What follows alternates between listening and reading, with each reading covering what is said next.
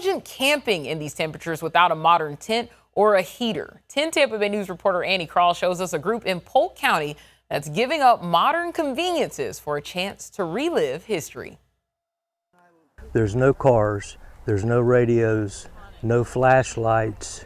About 1,500 adults and 200 to 300 kids came out this year for Homeland's 55th annual Rendezvous, a reenactment of what it was like in the 1820s and 30s out west. Where the fur trappers would go out into the mountains and trap beavers and kill other animals to produce furs, which were highly valued as clothing back east. Fur, an excellent choice to stay warm along with wool clothing, especially this weekend on Old Fort Meade Road as the temperatures range from the 30s to mid-50s at night. Last year was probably the worst weather we had with that polar vortex that came through, where it rained every day and very, very cold. But if you were a mountain man, you had to deal with that. You're living in the mountains all year long. Back then, Florida was still a U.S. territory, and settlers were in the middle of the Second Seminole War.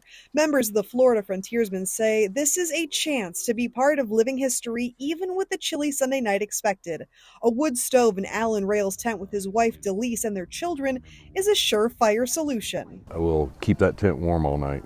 You bring the coals to the front, you pack all the wood in the back, and it'll draw that fire back all the way through the night and keep you warm. Learning how to start fires, put up a tent, and even blacksmith. It's nice not having phones all around and just that constant noise going on. And that means no Wi-Fi, no TV, and certainly no microwave when it comes to dinner time. Instead, you're throwing a log on the fire, and if you're in the Rail residence, you're probably having bison chili. If you haven't started preparing what you're going to have for dinner, you're either not going to eat that night or you're going to be eating at midnight, or so yeah, it gives you an appreciation of the things they had to do. Annie Krall, 10 Tampa Bay News.